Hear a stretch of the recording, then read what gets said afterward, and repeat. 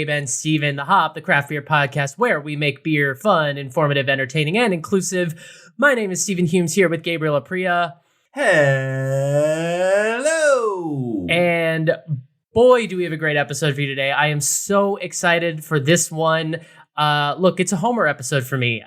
This brewery is not one you've heard of unless you are local to Southern California, and I'm here to spread the good word. It's Paperback Brewing. Paperback Brewing Company. We're going to Steven's backyard today. Apparently, he's a trivia wizard at this place. We'll get into more of that later. But yeah, very exciting. Hitting up California today. We got 3 awesome beers. I had so much fun researching the beer for this episode just because of what we're drinking, because of everything else they have. This is going to be dope. We're very excited. 1 beer together, 2 beers separate. Let's get it. Before we move on, I can finally say this now. Congrats to the Yukon friggin' Huskies for winning the whole thing. I couldn't say it last episode because we recorded before the game happened. So now it's in the books. I know we're late to the party, but that's how these episodes go. Go Yukon, go. Hashtag woof woof. Hashtag woof woof. Steven started that. I'm trying to make it a thing. Paperback Brewing. I had the opposite experience where I didn't have to do any research for this because I'm there every week now and have been for a while, and I'm a big fan. But that's sometimes the exact kind of brewery we're looking for here is a brewery that we maybe have stumbled upon and get to kind of spread the word about. So this is going to be fun. So thank you for joining us. Settle in, crack a beer open, and enjoy with us for the next hour.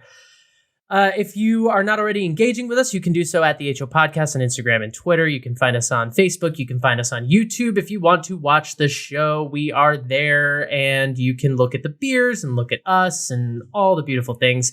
You can also send us an email if you have requests, if you want us to visit your city, if you'd like us to spread the word about your favorite local watering hole. thehopod@gmail.com is one way to connect with us, or you can slide into our DMs. And you can rate and review the show wherever you listen. That's the most important thing that we have to say here, really. If you're a fan, if you've been listening to us for a while, or if you just found us, please spread the word about the show. It helps us make the show better for you each and every week. So spread the word, rate and review, follow on Apple, Spotify, wherever you listen. For those of you who have done it already, we thank you. And if you're new, get on it. We appreciate it.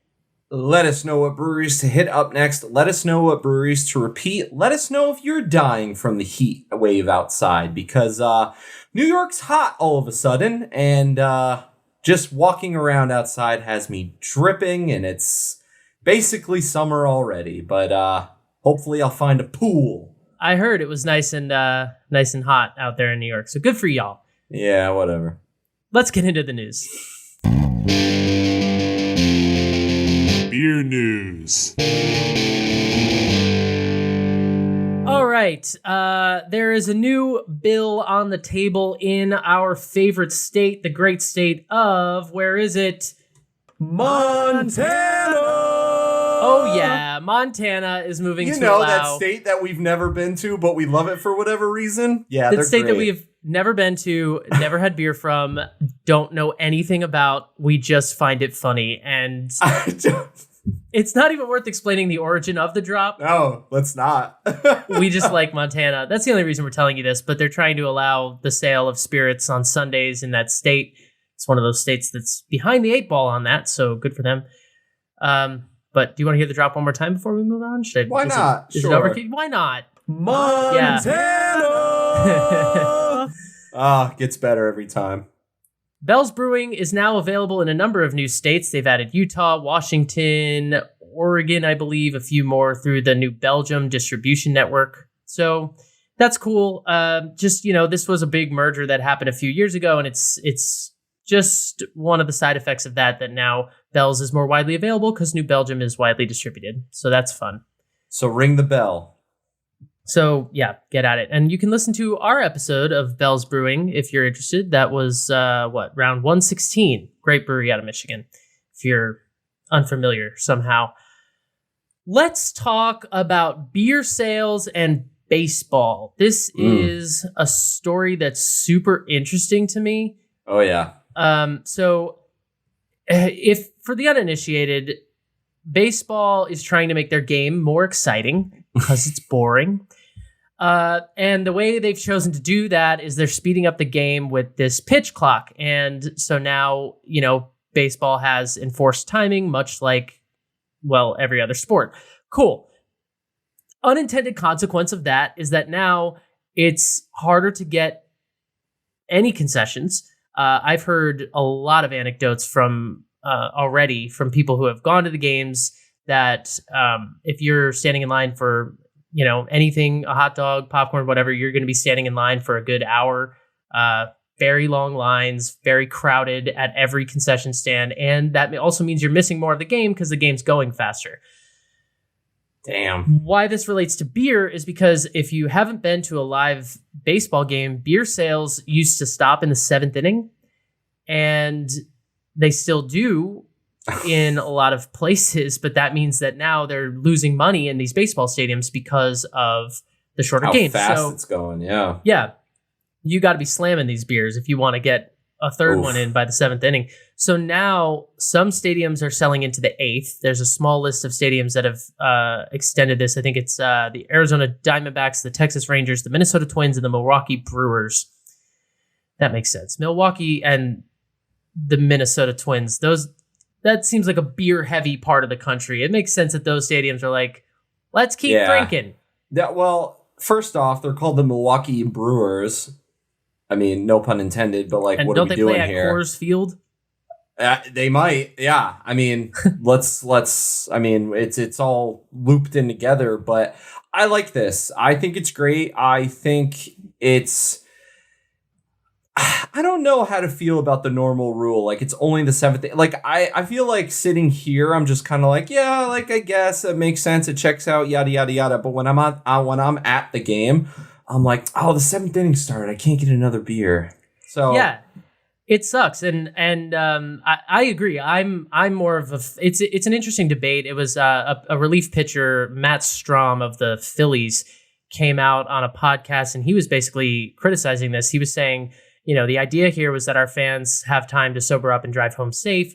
In his estimation, we should be moving beer sales to the 6th inning because the game is shorter and we still need that time to sober up rather than extending it into the 8th, which he said is putting people at risk. I don't subscribe to that line of thinking. I believe it's up to the drinker to drink responsibly. It's not up to the venue. But it's an interesting debate, and it's, we're not here to take a side one way or the other necessarily. We're just here to look at what's going on in the world. But I kind of feel the same way. I actually didn't even, this is probably bad, but I didn't even really think about it in that terms of like, oh, people need to sober up. I just thought of it in terms of, well, that's because you live in New York, so you get drunk and you're like, let's get on the subway. Well, to be honest, yeah, that's true. Like, not everyone has access to local transportation, A and B. Sometimes it's easier for certain people to drive, yada yada yada. I do kind of agree with that though. If you're driving, don't be an idiot. It's not the venue's fault. They're just trying to make some money. And at the same time, listen, let's be real. Depending on what stadium you go to, you're going to be paying $18 for a Budweiser anyway. So maybe have like one or two and just enjoy the game and then drink before, drink after, do what you got to do. But that's just me. Go Yankees. Anywho. I already have baseball tickets for this year, and I already have we're going to go super early because you just got to, if you want to enjoy being in the stadium and all that the stadium has to offer, you got to be there early because you're not going to be there that long. And there are stadiums like Citi Field. I think it's more fun than Yankee Stadium. I got to be honest with you. I'm obviously a Yankees fan, but the field, it's got the old baseball field to it. They have better craft beer. They have better food. Like, it's sometimes just being there is fun. Like, I've been to so many games where I'm like, who's playing? I don't even care. I went to San Diego last year, Petco Park, to see the Daddies play. And the Padres. The Daddies. And agreed. The craft beer there it's unbelievable. Home run for the Daddies. That's all I can think of. All right. Next. Okay. Some sad shit. Here we go. Guinness Open Gate facility is like kind of closing, not really, sort of, maybe. They're set to close. Here's the part that sucks. They're leaving about 100 employees out of work.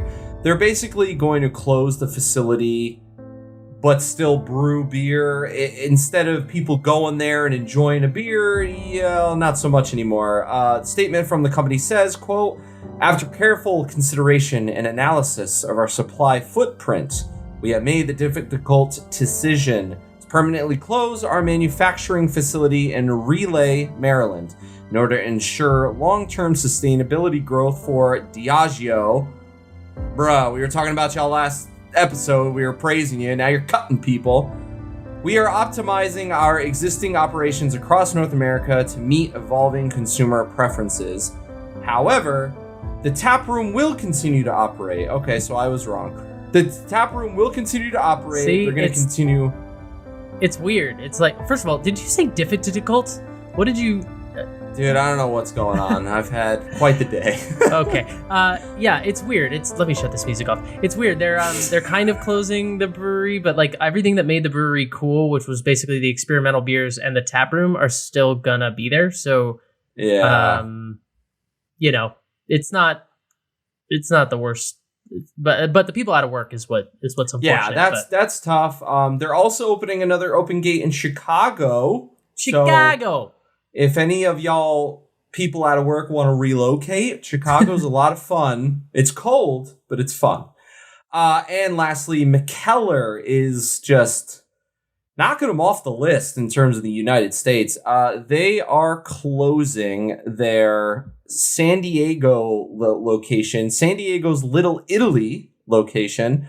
They had another quote, we're sad to announce that Saturday, April 8th will be the last day, an end of an era for McKellar USA.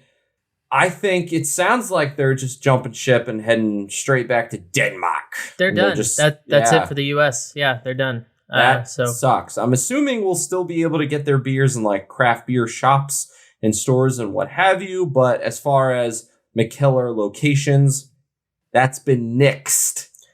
It officially is all done. End of an era.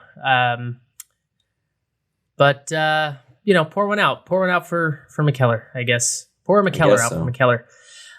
Right, let's move this along. Full Circle Brewing is merging with Speakeasy Ales and Lagers. This is cool. Two California breweries. Full Circle has been on our show. They are merging. So Full Circle is basically going to be the parent company here. The brands are going to maintain their independent distribution networks. The CEO of Speakeasy, his name is Seth Butner, and he's going to continue to sit on the advisory board. He says he looks forward to seeing the Speakeasy brand grow and evolve. Full Circle acquired a cider company a couple years back in 2020, Sonoma Cider. So Full Circle is making some moves, and they're doing well. Full Circle's killing it right now. For sure. And we didn't get a chance to have Speakeasy Ales and Lagers on the show before. We definitely have sought them out, would like to in the future. Full Circle, that was one of my favorite episodes we've done in the last year. That's round 118 if you want to check it out. It's worth noting that these breweries say that this merger will create the largest black-owned brewing company in the United States. That hasn't been vetted by us, but that's what they say, which is awesome. So either way, it's great for Full Circle Brewery we love out of California. Check them out if you get the chance. They had some dope ass beers. Good for them. That's we love that. We love to see that. So that's awesome. We've got awards. Yay! Awards. I love award season. Who doesn't? This is the Brewers Association 2023 Industry Award winners. Now, they only give this out to a few people for very specific reasons, and here we go. 5 winners. The FX Matt Defense of the Industry Award was given to retired U.S. Representative Peter DeFazio, founder of the House of Representatives Small Brewers Caucus. Russell Scherher Award for Innovation in Craft Brewing, there's no way I said that right, went to Ben Edmonds, brewmaster at Portland, Oregon-based Breakside Brewery. They've been in the news and notes before, I believe. Good for them. This one is a big one. The recognition award was given to Jessica and Richard Fierro, co-owners of Colorado Springs, Colorado-based Atrevida. Oh boy, Atrevida. Maybe let's go with Atrevida. Thank you. I need beer. Atrevida Beer Co. So this one's really special. They were present at the nightclub shooting that happened not too long ago in Colorado Springs, about a couple months ago. You may have heard Rich as the man who tackled and disarmed the gunman. Oh my God, that's like a heroic act of unbelievable proportions. Way to go, Rich. They were given this. It's called the BA Recognition Award. It was given to both of them. Congrats, guys. Good for you. Last but not least, the BA Mentor of the Year Award. This is like Coach of the Year for the NBA. Julie Rhodes, a journalist, member of the National Board of the Pink Boots Society, and owner of Not Your Hobby Marketing Solutions. Pink Boots Society, big female forward brewing partnership, collective movement, whatever you want to call it. Yeah, kind of advocating for, for representation of women in the beer space, which is, like so many other groups underrepresented in this industry. So yeah, amen. Women in beer, we need them, we love them, and this is great. You can read all about the winners and recipients, brewersassociation.org. These people have wonderful smiling faces. Congrats, everyone. I hope they didn't just get a plaque. I hope they got, free beer for a year or something. Does it say? They all got beers. They all got these beer one single beer. Got a single beer. That's all you get. That's all you really need. All right. Toast us up, Gabe. I want to go to Paperback. Let's go to Paperback with our help from a man named George Arnold, who wrote a poem called Beer. Nice. Here, with my beer, I sit, while golden moments flit. Alas, they pass, unheeded by, and as they fly, I, being dry, sit idly sipping here, my beer. Oh, finer far than fame or riches are the graceful smoke wreaths of this cigar. Why should I weep, wail, or sigh? What if luck has passed me by? What if my hopes are dead, my pleasures fled? Have I not still my fill of right good cheer, cigars and beer? Go, whining youth, forsooth, go weep and wail, sigh and grow pale, weave melancholy rhymes on the old times, whose joys like shadowy ghosts appear. But lead me to my beer. Gold is dross, love is lost, so if I gulp my sorrows down, or see them drown in foamy draughts of old nut brown, then do wear the crown without the cross. George Arnold, beer. Nice. How's that for timing? That music so is very kick-ass. That guy loves alliteration. George. Oh yeah, that was fun reading I like that. it. And he threw out a forsooth in the middle of that? Yeah. You write a poem with a forsooth in there? It just went from 6 to midnight. Let me just say that. Well done, George. All right, let's you ready for this? Paperback.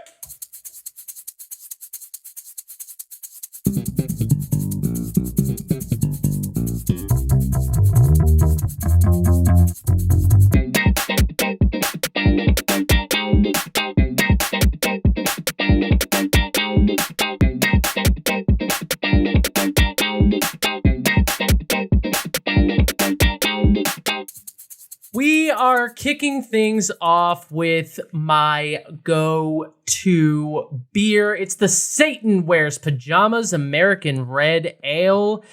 It is 7.1% ABV. The IBUs are at 68. Gabe is pouring it right now live on YouTube if you're watching it there. Untapped has it at 3.62. Beer Advocate, not very helpful. That's going to be the case a lot today. This is a smaller brewery and the less ratings on Beer Advocate. It's just the way it goes. Look, we've talked about it a lot. I love a red ale. Gabe loves a red ale. It's an excellent style. They have a really good one. Obviously I've had it a lot, so this will be interesting to drink it more in this setting, but this is a go-to for me when I'm at the brewery. Gabe is showing the can on YouTube right now. Look, if there's one thing Look this how brewery knows comfortable how to Satan do, looks. Look at him. he's got his pet leopard. If there's one thing this brewery knows how to do besides beer, it's artwork. They do not take it lightly. It's very, it's iconic. It stands out for sure. And you see that in the brewery. Gabe will talk about it later. Bob Ross heard artwork. He got excited. I had to put him down. It's all good. The description on the can just says, "Internal damnation is too long to not be comfortable." A freaking man. Amen. And the hops in here are Azaka, Yukonot, and Columbus. Yukonot. It all connects. Thank God I wore this shirt. We are so stupid. Love a good red ale. Love a good red ale. Read a few reviews. Like you said, not a lot of info, but people seem to like this one. So, yeah, this one is great. It's so good that it was out on tap at the brewery for weeks. Every week I would go in there. I'd be like, "Can I get a Satan?" And they'd be like, "It's out of a can. Is that okay?" And I was like, "That's awesome. That's ideal." It's 16 ounces versus you pouring it into your 12-ounce glass. Pouring every beer out of a can. It's great. Here it is in the glass. Obviously, it's serving that. What, are you laughing at my Super Bowl glass? No, I'm laughing at, "Hi, can I get a Satan, please?" Oh, my God. Oh, yeah. There's a lot of. We'll talk about their beer names, but that's kind of every beer you order in there. You're like, "Hey, can I get the badass? Can I get the," like, it's just weird. Fun branding, honestly. I'm drinking out of a pint glass. This is my Super Bowl glass. Won it at trivia. Thank you very much. I love it. I wouldn't make fun of that. It's LA this past Super Bowl, right? This is LA. This is two Super Bowls ago. Dude, unless it's 1, 2, or 3, I suck with Roman numerals. Like every year for the Super Bowl, I'm like, I don't know. What number is it? It's just that so I was with a friend, we both won glasses, and his was from this past Super Bowl in Arizona, and mine was this, and I took this one because it was LA. But it's like palm trees and stuff, and the Arizona one had like mountains and so the beer, it pours with, it's classic red ale. It's wooden, sort of dark amber color. It pours with a good bit of sort of very creamy looking tan foam almost, and it lingers a little bit. You got some lacing going on in the glass. It's clear. It's not hazy at all, and it is just a style that, again, I say it all the time, but it bears repeating. It's a style that I love because it brings the hoppiness factor of like an IPA that I love, but it combines it with like the rich malt forward quality that you get from like an Oktoberfest. And those two things come together in this beautiful way. There's a lot going on in a good way. And it's just like so different. And it's just a lot of fun. And red ales are usually a part of flights for me, obviously depending on what else is there. But red ales have a place in this world, not just Irish Reds on St. Paddy's Day. Yeah, I mean, if there's a red ale at your brewery, I'm probably ordering it. On the nose, it does lead with the hops. I mean, this one I think is on the hoppier side of some red ales that I've had. It's got a citrus quality to it. It's got a berry quality to it. And then behind that, you have the sort of grass. You have some straw. The malt comes forward in that way. The cereal quality, but it's definitely not as malty as like a Pilsner would be or an Oktoberfest would be. It's subtle, but it's definitely present. I am smelling a lot of the maltiness. I think it's kind of very forward, but it's not just normal maltiness. It's like sweet. There's some sort of like honey element to it. I did read a review online that said it smelled a little bit like jam. Maybe. Yeah. I don't know if I'm there yet, but maybe more off the taste. But the maltiness is really nice. Yeah, I can see where they're getting at with that because, like I said, there's a berry quality to it. There's a fruitiness to it that I think is more than some other red ales I've had. So I can see where they're going with that. I don't know that I get jam-like. I don't know if it's quite there for me, but it's got a nuttiness, an earthiness, a woodiness almost. And again, all of this is behind a very present hop bill. I mean, that blend of hops is definitely forward, and making itself known as it should.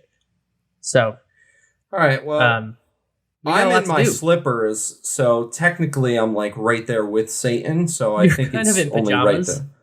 Kind of, that we yeah. drink. I think it's only right that we drink. So cheers. Cheers. Wonderful. It's so good. It's so good. I mean, it's Wonderful. Wow.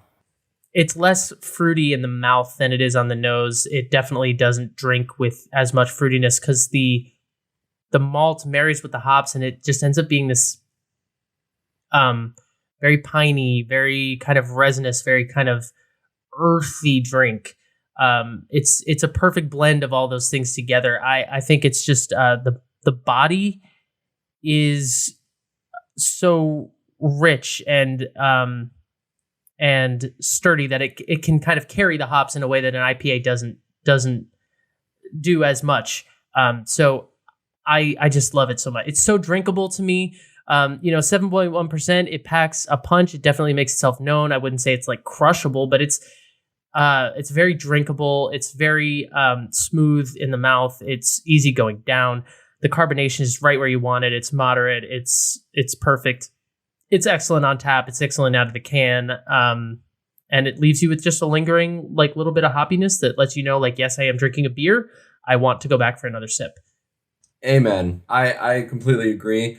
Love the maltiness on the taste. It's fruity. The back end is really fun because it's like got a hoppy fruitiness to it as it goes down. It's really pleasant in the mouth, like when it's swishing around.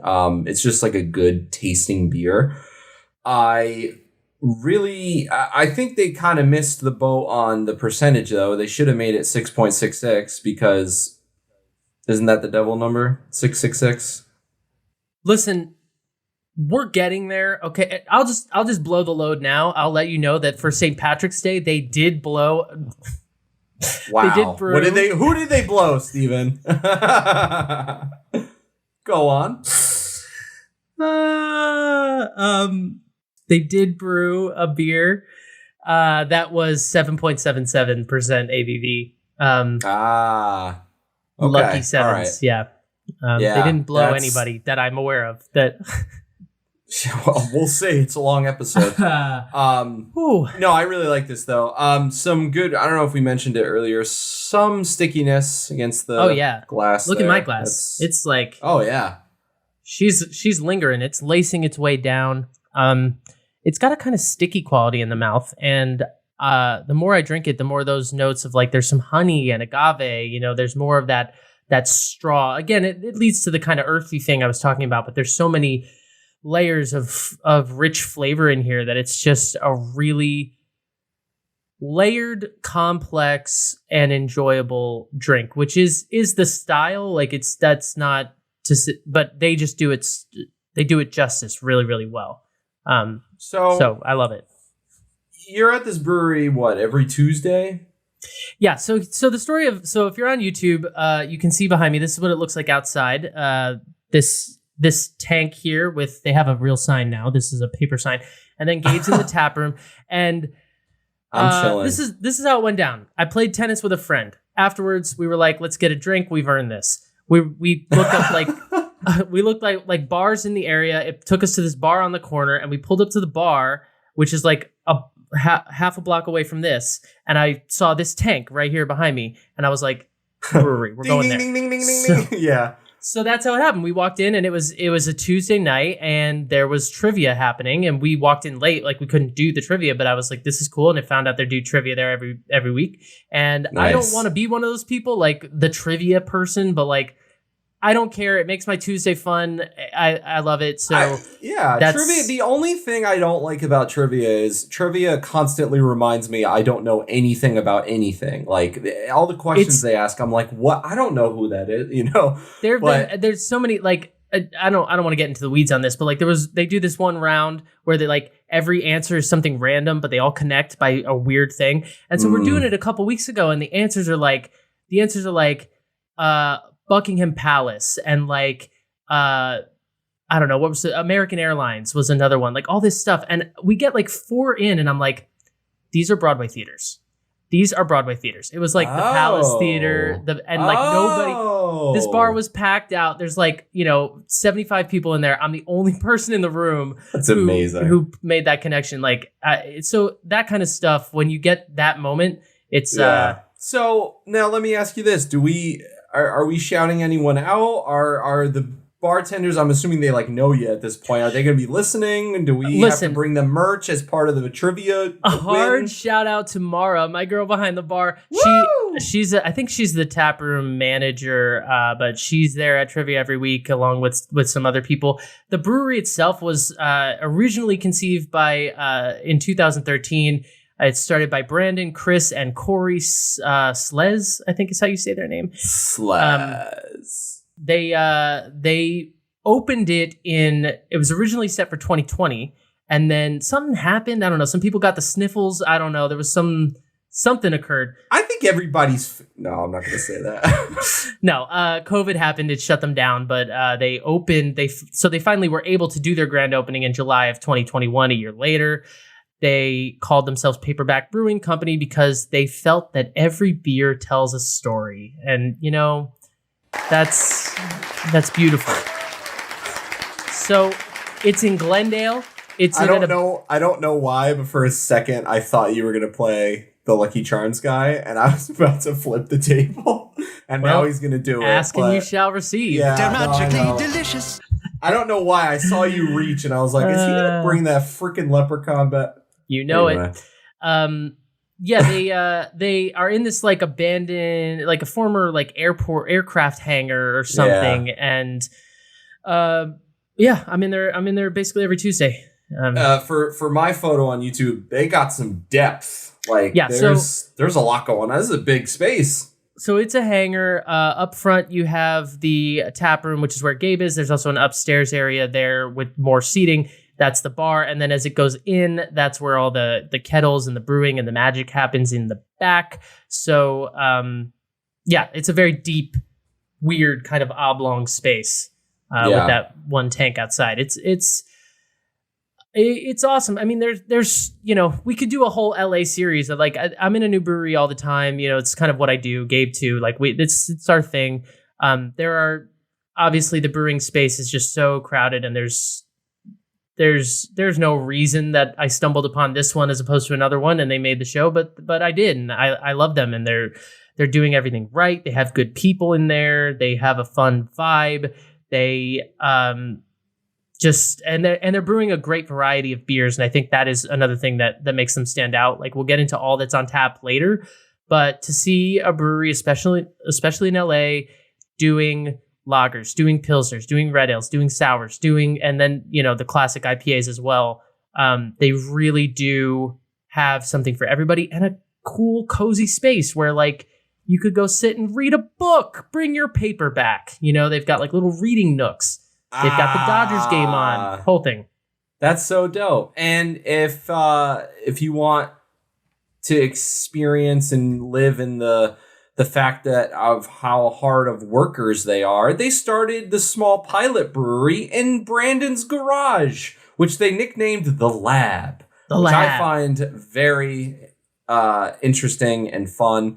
Anything that can start in a garage and end up in an airport hangar. I mean, I think you've just won life. I mean, I don't know. That sounds pretty crazy, but yeah, they were screwing around in the lab, coming up with some recipes, some techniques, and bada bing, bada boom, they're on the hop, and they have a dope ass trivia night. Apparently, it's the kind of brewery where you can still feel the love in the beer. I'll put it that way. And I think most breweries, if not all, hopefully all breweries start that way, but larger breweries do reach a point where the brewer and the product get kind of removed from each other. This brewery is still very much, I feel the passion for the beer and the operation when I'm in there. I've never met the owners themselves, but I can feel it in the vibe of the people that work there, the people that run the place, and the beers that we're drinking. And we have 2 more of them, so we should probably do that. Hell yeah. Can I step in? I feel like Please. I should. Yours Please is do. a little bit stronger than mine, but let's fight some crime. Let me just get this beer over here. If you know this brewery, if you know about fighting crime, you know what I am drinking. The Dollar Store Heroes Black IPA. We've got some fun little heroes that are standing right here. They look fun. This bat looks a little much, but we're not going to be upset about it. Fighting crime on a budget. Amen. This is a black IPA. It is 7.2% ABV, 65 IBUs. Beer Advocate gave us a big middle finger. Untapped gave it a 3.83 on the SRM chart. It's called a black IPA for a reason. I wrote down 39 to 40, but let's be real. It's jet black. It's a solid 40. It's got a nice small tan head to it, kind of like a Guinness. Looks very similar. And as I said, the quote on the can says, "Fighting crime on a budget." Amen. The hops are Cashmere, Simcoe, and Cascade on tap at the brewery, along with a nitro version that apparently they tapped a few weeks ago, like a Guinness, but with some hoppiness. And according to Steven, it's awesome. Real quick, you've had all these beers, right? I have, yeah. Okay. I've great. not had all their beers, but I've had all of these beers, which Great. I guess I could have gotten some new stuff, but the black IPA. No. This is good because then we'll even though you're not drinking it, we'll both get to. Yeah, the black IPA was literally, it's brand new as of like a couple weeks ago, and they tapped it, and then I was in the tap room. God, I'm just like throwing out all these stories here. But I was in the tap room and Mara was behind the bar. She was like, actually, we're starting a nitro version tomorrow, but like I could just pour it for it. She just poured it for me. And then by the end of the night, they had just tapped. They were like, fuck it. The floodgates are open. We're going nitro, but it's so good. I mean, when you get it nitro, it really is. It's like a Guinness, but it's a black IPA. So it's got hoppiness. But it still has that creamy mouthfeel. It's really good. You know, again, black IPA, another one of those rare styles. We don't have them on the show that often. It's an IPA, but with a darker malt bill, which makes it have a sort of earthier, more roasty quality to the flavor. It's just it's an interesting combination. So it's always fun. Right off the nose, I am getting roasty. I am getting toasty. I am getting hoppy. Here's where Gabe gets happy. It's got like a smoky campfire smell to it a little bit. And I love smoky things like smoky scotch, mezcal, like that. I'm a big fan. So black IPA, I was like, okay, like I'll probably like this. And when we were kind of deciding on who does what, I was like, I don't know, this sounds cool. I'll try it. So I'm already very happy with the choice and I'm very excited for it. It smells delicious. It smells great. It smells like it's got some solid hoppiness to it. It smells like it's going to be not really creamy or thick, more of just like solid beer going down as one would expect. So I'm excited for that. I've got it in just like a classic pint glass. It honestly looks like a Guinness. It's crazy. But here she blows. Yeah, and it's not to say it drinks like a Guinness necessarily, but it's like Guinness is a good comp to especially when you get it nitro tapped, which this isn't nitro, obviously, the side of a can, but when you get that, the mouthfeel, it's like the mouthfeel of a Guinness with like the hoppiness of an IPA, a little roasty. It's just typically for me, it's just a solid blend of different styles. So we'll see how it pleases. Okay. Kind of has a little bit of a coffee taste to it because of the roastiness, because of the toastiness. It's more bitter than I thought it would be, but in a good way. You know, black IPA, it's going to be more bitter. The back end is coffee, a little espresso, a hint of chocolate, not really, just like maybe just because when you drink certain dark beers like this, they kind of have that chocolatey vibe like right away. So I think that's just more my brain went. But it's got a rich maltiness to it that really blends in with like strong IPA type flavors, and I'm getting a little bit of coffee off of it.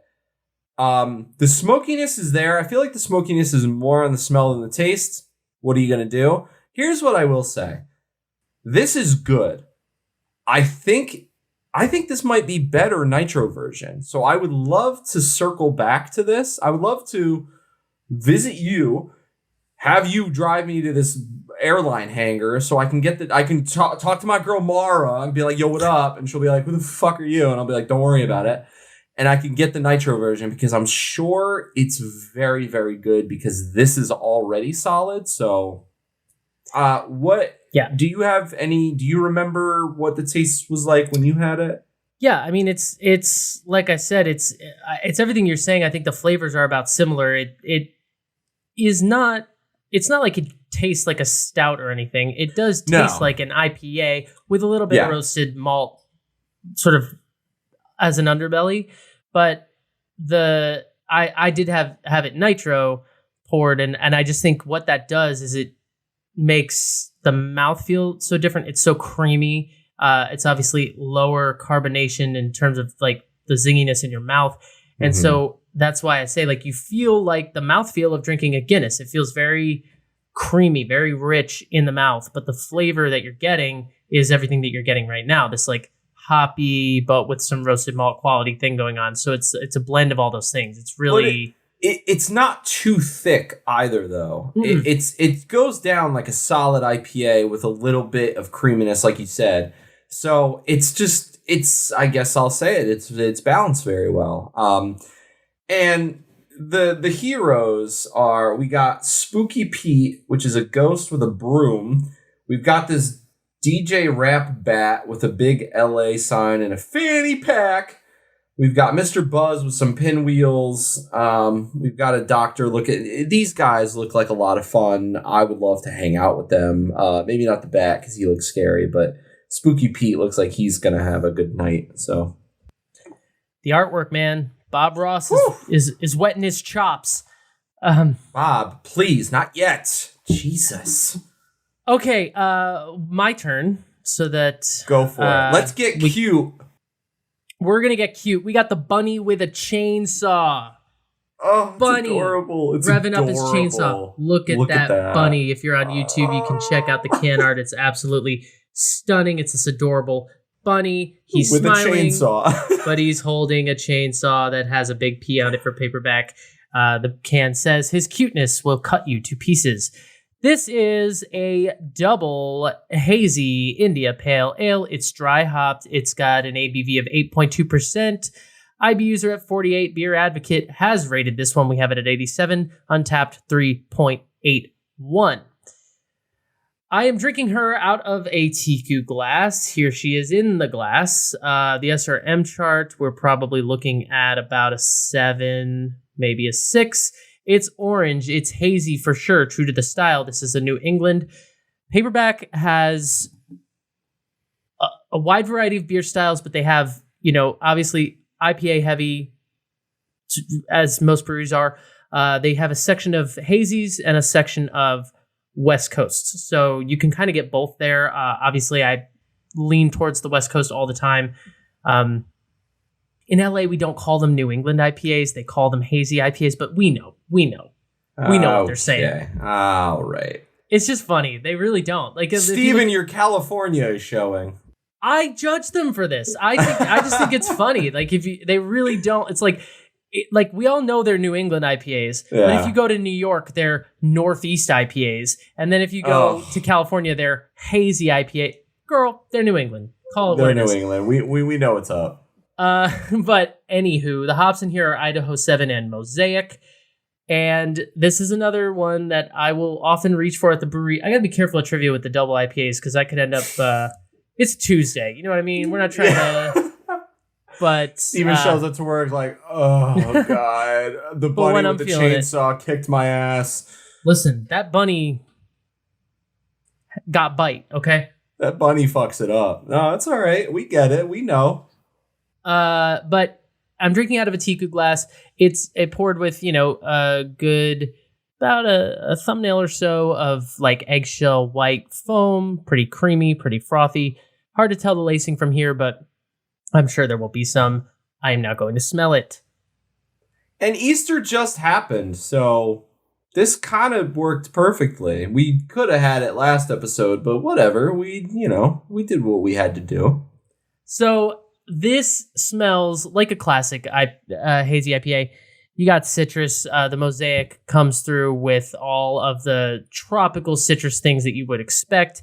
It's got some guava, some orange, fairly pithy. I would say there's a good pininess to it though, for sure. It's definitely herbal. It's not the juiciest of hazy IPAs that I've ever smelled. There's a florality there. There's some lavender.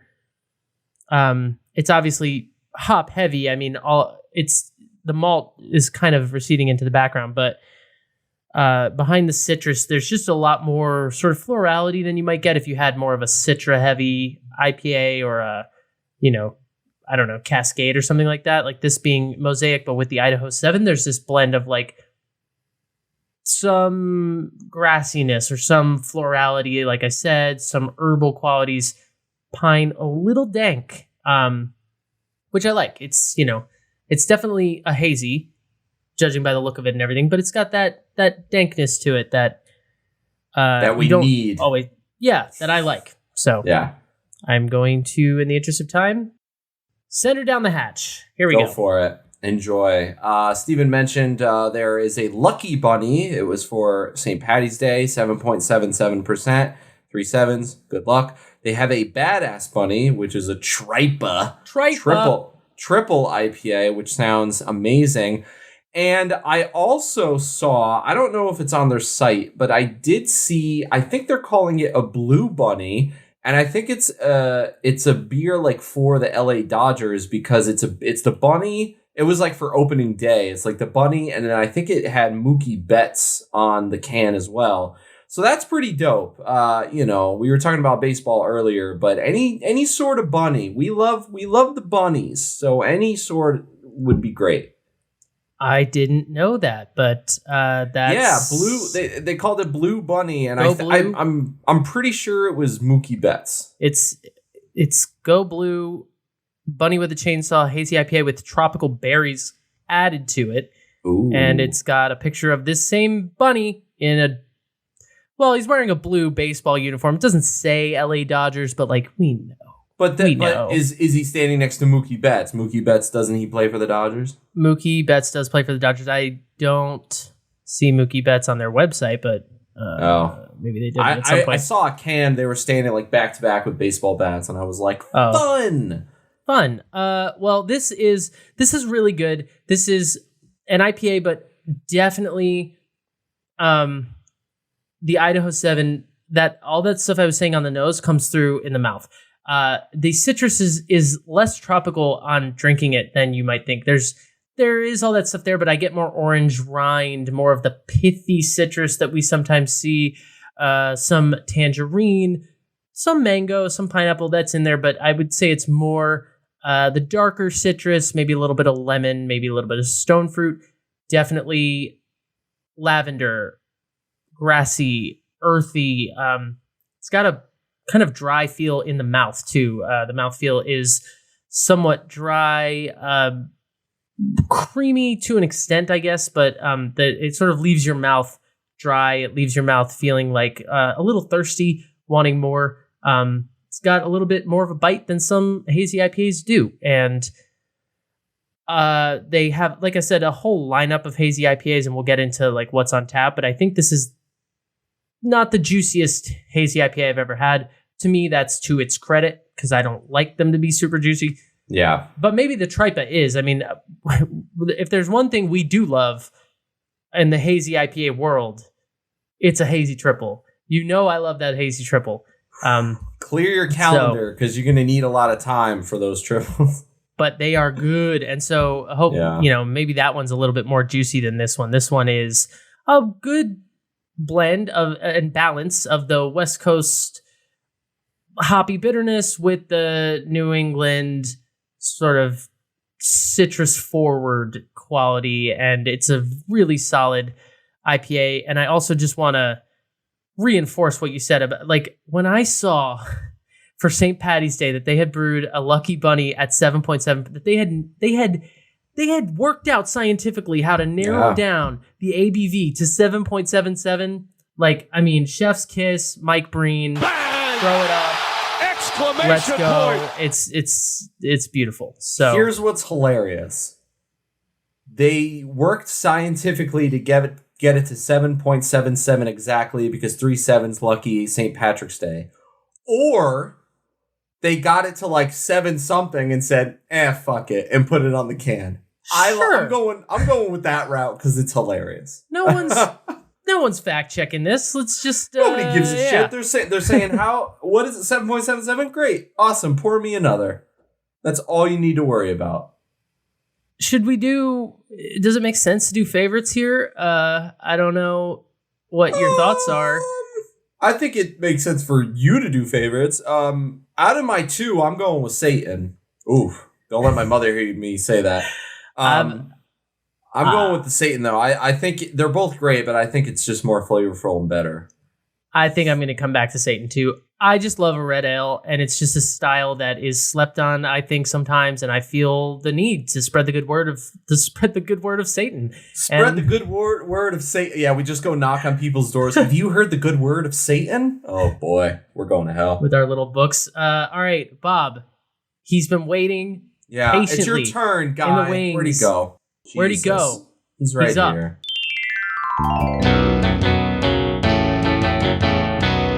Can Art and Crafts. Okay, Satan Wears Pajamas. We've got... The artwork is incredible. Whoever made the artwork, hats off to you. This is awesome. And it's not just like 1 or 2 beers. Like, every single beer has fun, awesome artwork. It's cartoonish and it's just great, and it makes you I'm telling you, art makes you want to grab the beer. Like, ooh, this can is dope. We've got Satan with his 2 leopards sitting in his PJs. His slippers are bunnies, which LOL, that's funny. He's looking like he has a great time. He's got a fun like captain ship hat on, and he looks like he's having a great time. All of these beers and all of the other beers they have on tap, they distribute, they make, whatever. You will never mistake Paperback Brewing for another brewery. Never. That's why you can probably already tell what the score is going to be.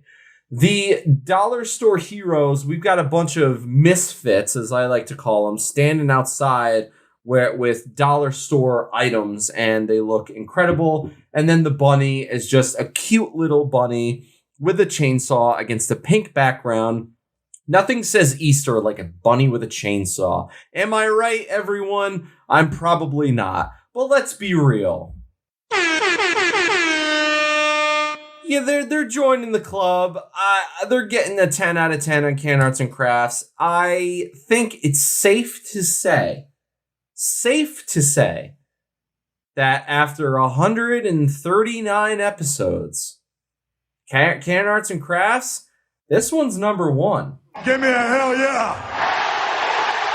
I think it's safe to say I've given the number 1 spot to a few people here and there, and it doesn't come often, but it's not just these 3 beers, it's all the beers. The can artwork is so detailed, so incredible, so fun, informative, inviting. Bob Ross is here. Bob Ross agrees. Bob Ross made an early appearance. That's how hyped he was. And that is another great edition of Can Arts and Crafts.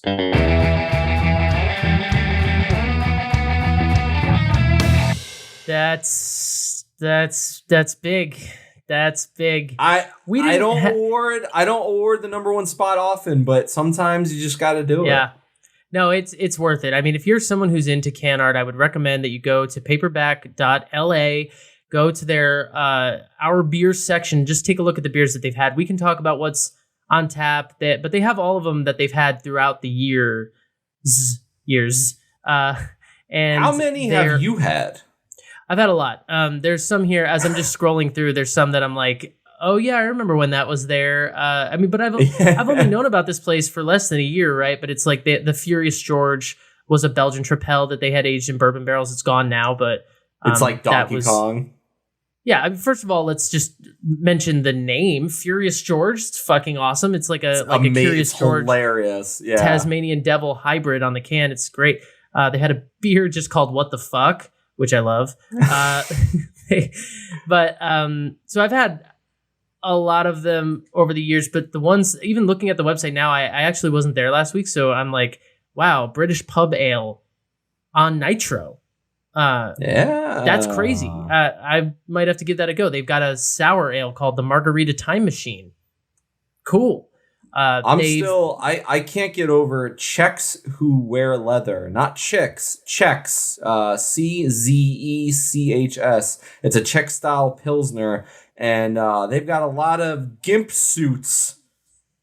Woof. Yep. They have a brown ale. They have, like I said, West Coast IPAs. They got a German Maibach. They have a collab with Bottle Logic, which is a big sort of sour brewery out here. That's a smoothie beer, and it's truly, I see people drinking it all the time. It is genuinely, like, it looks like a smoothie in the glass. It's red or like dark maroon color, and it's completely opaque. You can't see through it at all. It doesn't look like a beer at all. It looks like a smoothie. I haven't had it, but I've seen it, and it's like, look at this. Tucked in by strangers, West Coast IPA with mosaic hops. Like, that's amazing. I get that one all the time. It's good. I love this. Oh, hell yeah. I love this so much. I love that we're just doing this brewery that is just, that I'm just... And then the last shout out I wanted to give, Cold War Karen. It's a West Coast IPA. It's just got a Karen looking girl on it with a big missile launcher. Oh, this is great. Yeah. I would love to visit this place with you and just suck at trivia. That would be great. Dude, come through. Let's go. Let's do it. Man. I just wanted to shout this out. They have a Hefeweizen on the docket, like coming soon, and it's called the Banana Stand. Which I just like because you and I, every time we do like Hefeweizens, we're always talking about like bananas and bubblegum and that flavor, and I like that they called it out in the name. Well, do you know what that's in reference to? Banana Stand. Do you watch Arrested Development? I'm familiar with the Banana Stand reference. I've seen some episodes of Arrested Development enough to know. I'm the same way. I don't watch it religiously, but I've watched enough episodes that I'm like, oh, okay, I get it. And I think that was, but also with the flavors though. You right. But I just like that it's in the name. Okay. Paperback, look, they don't distribute outside of California that I'm aware of. I don't even know how far in California they go. I think it's pretty much a SoCal thing, but if you find yourself in LA, get their beers or just get to Glendale and go to the brewery. It's well worth your time. Yeah, I mean, for me, I had to steal these beers from a homeless guy to get it on the show, so. Whoa! And it was me. Okay, should we go? We should wrap this puppy up. All right, daiquiris.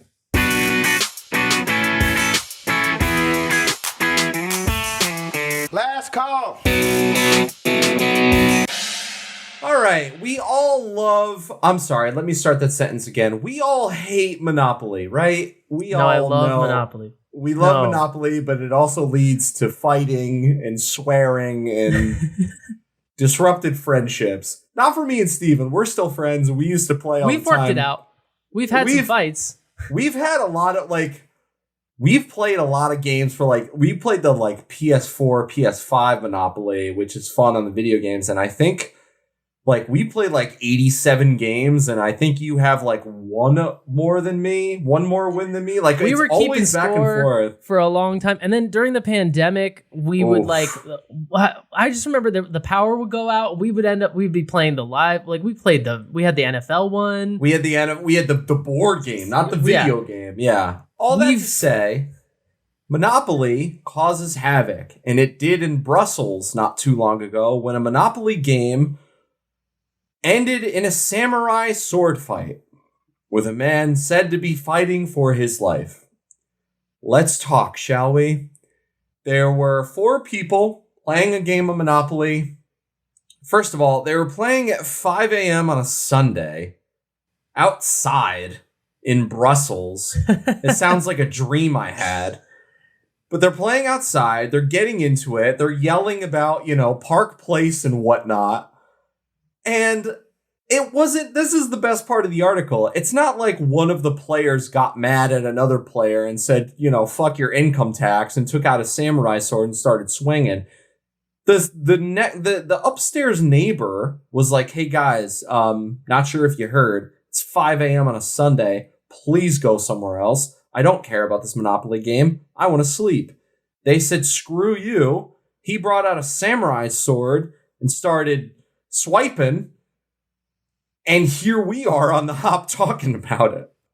There's so many layers to this because it's so many layers. There was a lot of blood on the sidewalk. Apparently, we're not going to get too dark about it, but it didn't you read end the well. headline and you're like, well, okay, a samurai sword fight broke out because of a game of Monopoly. You're like, well, naturally, people fight when they play Monopoly. Right. Somebody got some samurai swords involved. Makes sense. I mean, a little extreme, but I get it. Then you find out that it was just the neighbors, and you're like, that's taking it to, like, I don't know. I'm like sort of on the neighbor's side because they're playing Monopoly at 5 a.m. in the street. But like, how loud were they? I mean, what? It's Monopoly. It's not like they were playing like, yeah, you owe me $7, you bitch. Yeah, like they were just going off. Like, tackle football or like throwing off like air horn. Like they're playing Monopoly. How much noise could that humanly make? But then I'm on the neighbor's side too because it's 5 a.m. Either way, breaking out your katana is probably not the way to resolve it. Well, if you're in Brussels, it might be. I don't know. I think it's funny to think of like they were all quiet, like with their voices, but what set off the neighbor was the rolling of the dice, and he was like, "That's it! I've had enough."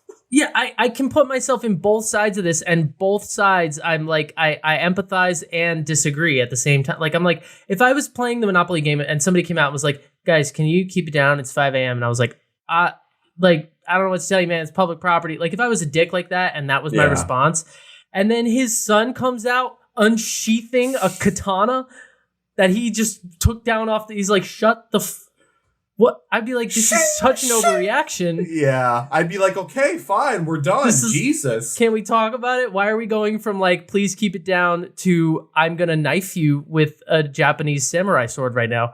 What's interesting is in the article, it doesn't say that like they were yelling or they were being... It just says that someone came out and was like, hey, I'm annoyed. Here's my sword. And it was like you said, the son... The player tried to grab the katana and remove the holster. The son tried to get it back. So so they came at them with a holstered sword, and then the people that were being attacked with said sword then unsheathed it, and then somehow that's how they... I mean, it sounds like it got serious. There's not a lot of details in this article, and my take on that is that Sky News, which is the British website we're getting this from, had more important things to do. That's what I'm taking away from that, because they're just sort of like, I don't know, some stuff went down, it said it was bad, and that's the end of the article. It was 4:54 on a Friday, and whoever wrote this was like, people got angry, a katana came out, there was blood, who cares? There's no details. I need updates. Is Jeremy was winning by flying colors. He had all the money. All he needed to do was wait for Timmy to step on his landmine, and it would have been over. If you and I are playing Monopoly and I have more money than you, and then you get knifed by a katana and we have to wrap the game up, I just want it on record that I won. That's all. I knew you were going to say that. That's what sucks about this. That's how competitive we are. Mm-hmm. Steven loves to have money in the game of Monopoly, and I've tried to explain to him, sometimes you got to spend it. And he's like, no, I don't need to buy a hotel or a house right now. I have all the money. And I'm like, Steven, what are you holding onto the money for? I'm like trying to help you. My big beef with Gabe is that he doesn't understand leverage at all. Like, he'll be like totally losing. Like, it's just a matter of time until he's just knifed out of the game. But he's like, I'll trade you this for this. And you go, I need you to give me more. And he's like, it's not even. So no, he just does. There's no. I've gotten better about that though. Like, he to doesn't the point, understand that, like, you have no leverage here. I don't need to trade. You do. So you gotta give more. I've been cheap in the past with my trades. I will admit that, but I've gotten better at being like, listen, at a certain point, you've got both utilities, 3 railroads, and houses galore on like more than 2 properties. At that point, I'm like, dude, I just need one more color. Give me a monopoly and I'm in this. So at that point, I'm like, what do you want? I wouldn't give me the third orange and I'll give you everything else. I wouldn't give it to him. We just go for hours and hours and hours. I'm like, you're gonna bleed out eventually. Yeah, we'll get there. That's the problem. I'm waiting for you to land on that card that's like pay.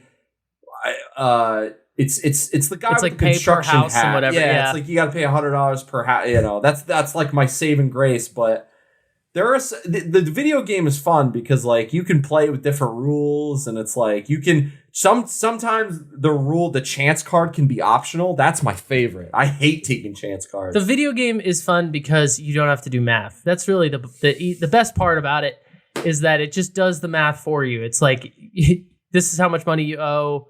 This is how much money you have. It just goes, there's no counting. Boom. There's no bills. It's just a click on with my What's knife. hilarious is when you pay someone and then you're sitting there and you're like, wow, I only have $60 left. Is this right? You question the math of the game. Yeah, it generally is correct. But their computers make stupid trades. All right, we can move on. We probably should go. But should we?